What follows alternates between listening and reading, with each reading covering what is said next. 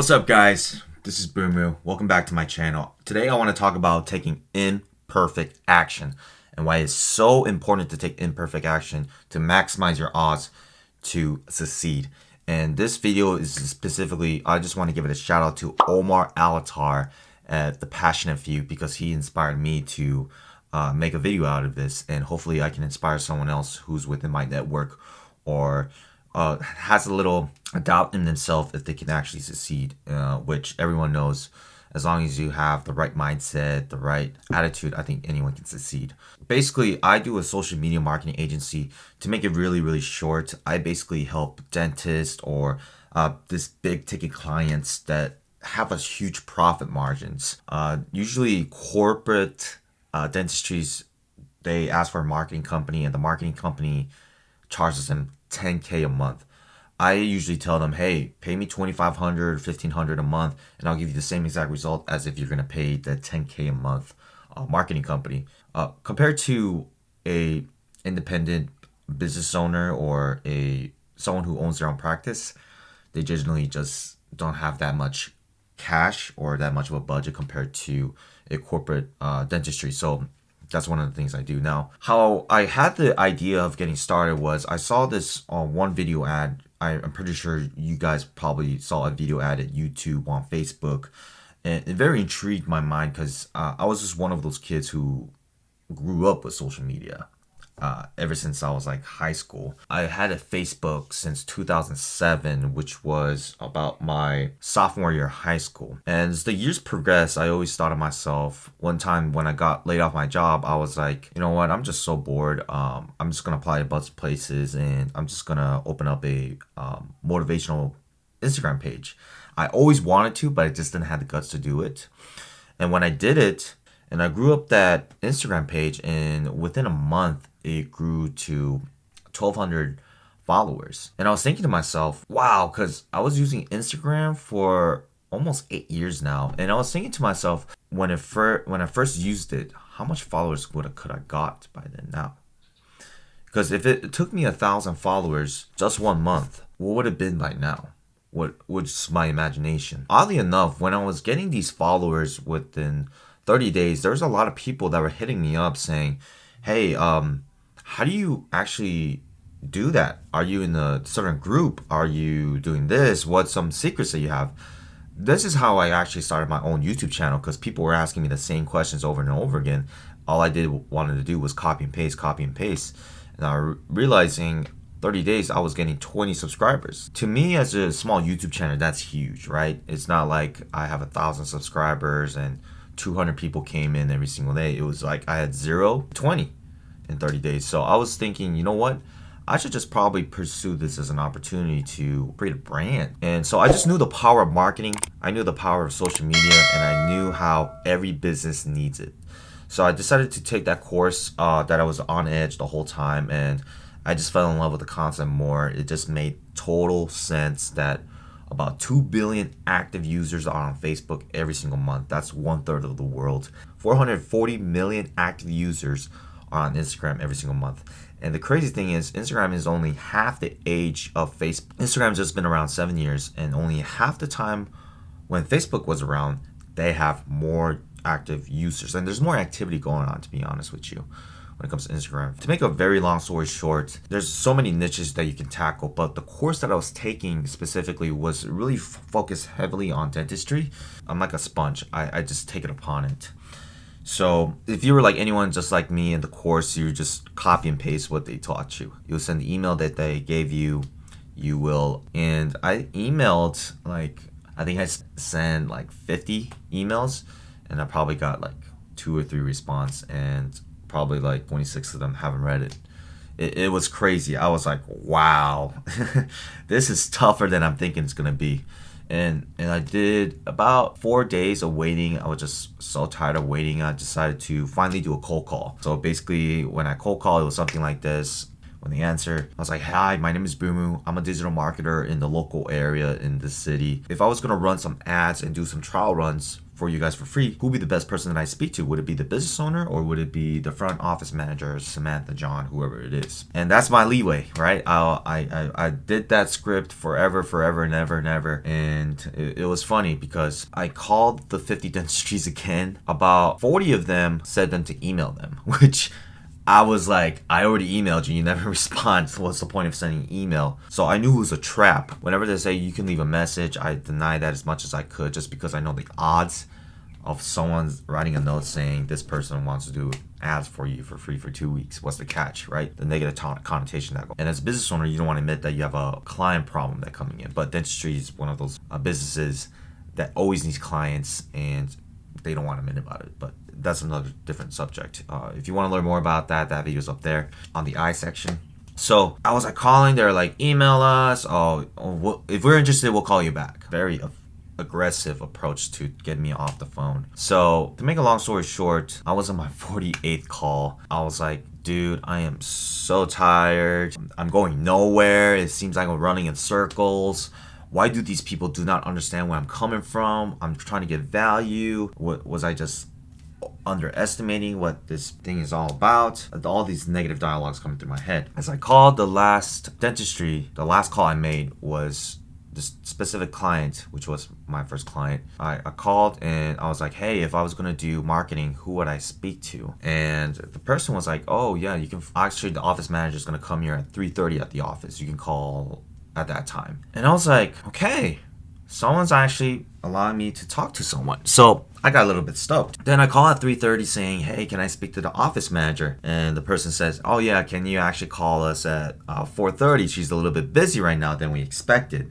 It was the same person. So I was like, okay, cool.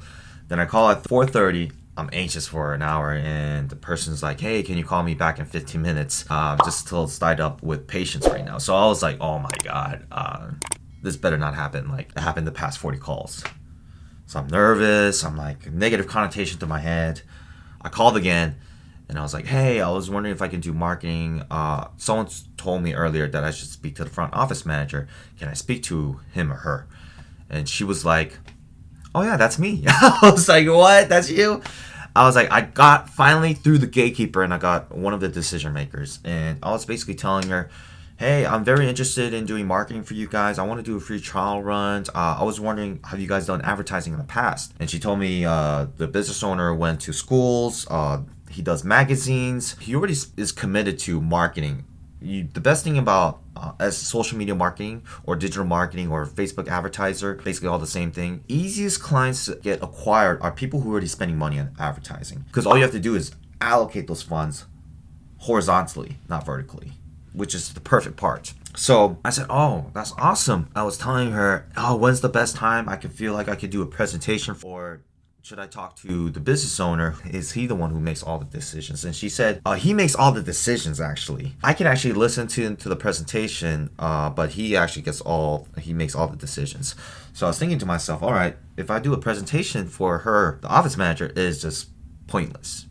Right? So I was like, oh yeah, when do you think is the best time I could reach out to him? And she said the words that changed my whole perspective, my whole life. She said, he's going to be out the office. His last patient is coming at 5 o'clock. And I was saying to myself, wow, I just found when he's going to be available. Usually they never tell you when they're available or tell them to call you back at a convenient time, which means to say F off. I was like, okay, thank you. I was just so in awe that she gave me his schedule. So I was thinking to my head for the longest time, I'm like, all right, I went through this Facebook ads course a week and a half. I emailed 50 dentistries and got no response. I had to wait for 3 days. I've given cold calling here and there, sporadically the past 5 days. And mind you, Hurricane Dorian was coming. So there's some offices that close on Friday. So I only have a 4-day span and I was chopping my days off figuring out which prospect to call. So I was so tired of waiting and so sick of the process. I was saying to myself, I should go see him in person right now. And I kid you not, I went to my closet, grabbed a jacket, and it was raining, mind you, that day. It was raining, and I got to my car and drove at 4:45 p.m. on a Tuesday. His last appointment is at 5 o'clock, mind you. And so I drive. Do not forget, I told you that I was driving at 4:45. That means there's traffic, rush hour traffic. And if you know anything about Orlando, the worst thing about the city is the traffic. So I'm on traffic thinking to myself, the GPS says I'm going to be there 45 minutes after, which I'm thinking to myself is like, how far can this patient appointment be? It could be 30 minutes, an hour. I'm just like freaking out, right? As I'm driving, I'm like thinking to myself, this is such a stupid idea. What am I going to say? What am I going to do? And what if he asks us for a business card or testimonial or a website? I don't have any of those. I was just freaking out. So as I was driving, I was wondering what I was gonna say. This is such a stupid idea. I should make a U-turn. It's raining. It's so dangerous. All this negative connotations to my head, but I'm just like, F it. Let's just go. After 45 minutes, I'm like, literally, as I walk through, I see the office lights are still on and I see staffs walking around the office. So I'm like, wow, this guy is still in his office taking care of the patients. And I called, making sure he was still there and whatnot. And I was thinking to myself, all right, I need to stop him in person after he's done with the patient. So I was waiting, right? And it was raining, mind you. So I was like in this corner of this building where it's just like it's shaded, so no rain hits. The reason I was telling you is this was because there's two ways you can actually exit the building. You can exit from the front door or you can exit from the back door, as long as you have access to the building or in that building. So I was thinking to myself, if I was a business owner, where would I exit? Would I exit the front office or the back door of the office? So it just made the most logical sense to go to the back office door and exit, just because through the back, there's where the employee parking lots were at. You know, a whole huge parking lot just for employees. You can tell right off the bat.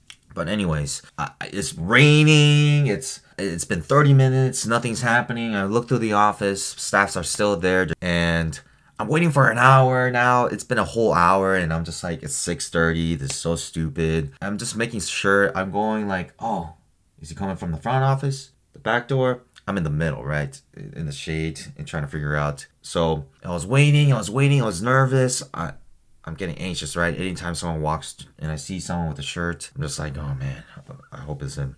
Oh, it's not him. Is it him? Oh, it's not him. And I know how the person looked just because if you go to a dentistry's website about your dentist, you can see their face. No, as I go through the back door, knowing that the front door is not available, I see the gentleman. Like, I'm like, dude, that's the person from the picture. And I follow his social media. I know it's super creepy. I know. It's like, I know how he looks and he doesn't know me. I'm just like, excuse me, are you Dr. whatever? And are you Dr. who? He's like, yeah, how can I help you? He's like, then I was like, no, my name is Boomoo. I'm a local marketer in the area. I talked to your front office manager, this person, and I'll talk to this person. They say you've done marketing in the past. I was just wondering if you're open to actually hear about what we offer in the local area. You know, I'll just make it very easy to you. I know it's not the perfect timing. It's raining and everything. I was wondering if I could just take 20 or 30 minutes of your time next week. It'll make it very easy. I'll come to you and just really explain what it is, short and sweet. If you like it, we can talk more about it. If you don't like it, you can just kick me out of your office.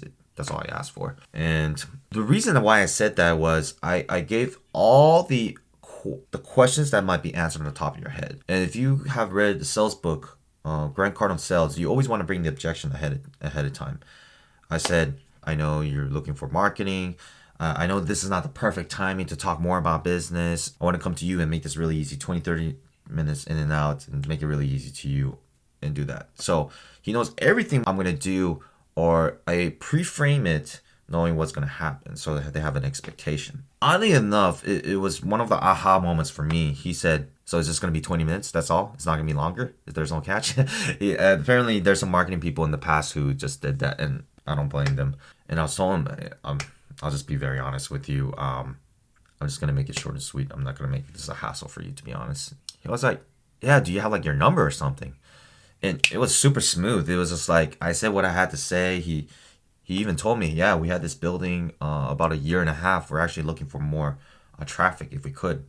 So he told me what the problem was very in the beginning, that it's a fairly new building. It's his third location and he needs more traction to it.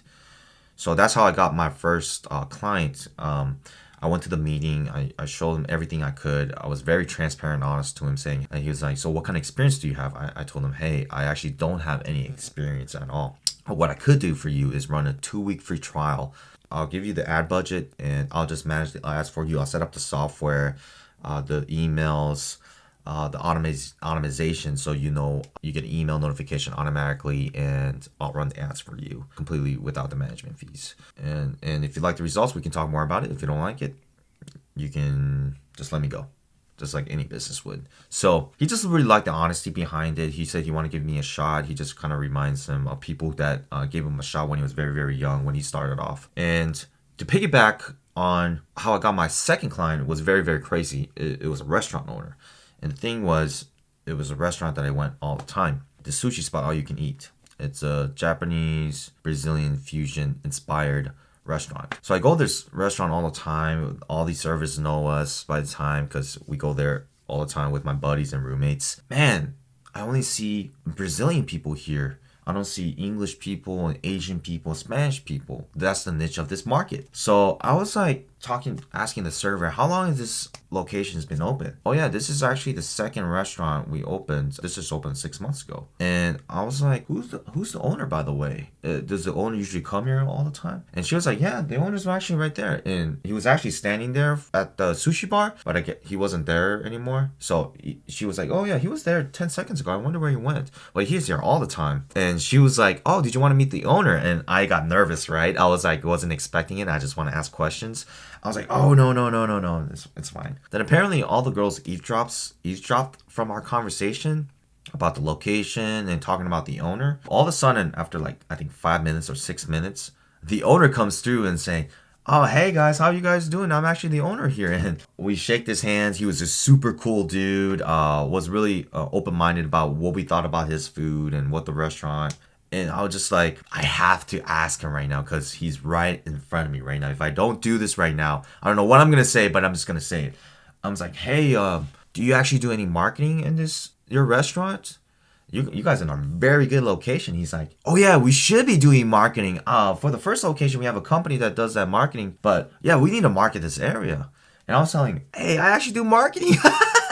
So I was just cracking up. I was like, I actually had 2 business cards in front of me, and it was the business cards from the cashier. I was wondering if it was business card was there. So I was like, grabbing the 2 business cards from the cashier, thought it was his. I was like, hey, business owner, I was looking at the cards up there, and I thought it was like one of your business cards, but one's like a security camera business card and one's just like your social media. I was just wondering if I could get your email and we can talk more about the opportunity. And he was like, yeah, let's do that. And he gave me his email, and within 3 weeks I finally met him and showed him what I got, and he was very, very impressed. I think he was more mind blown than anything. So to top it off, it's just like you don't have to know everything to be where you want to be. Sometimes you could just have to take imperfect action. You just got a little caught off, but ultimately people have everything that you were looking for, whether that's business or relationship, resources, or an opportunity. They're right in front of you, and you'd be very surprised how accessible certain people are compared to what you actually perceive. So take actions that some people won't take in order to get something you never had before. So that's my advice for you. Do not give up, because you're actually one yes away from actually changing your life completely. So that's my message to you. And I want to thank Omar Elattar for showing me whatever it takes to accomplish what you want and whatever choice you make in life.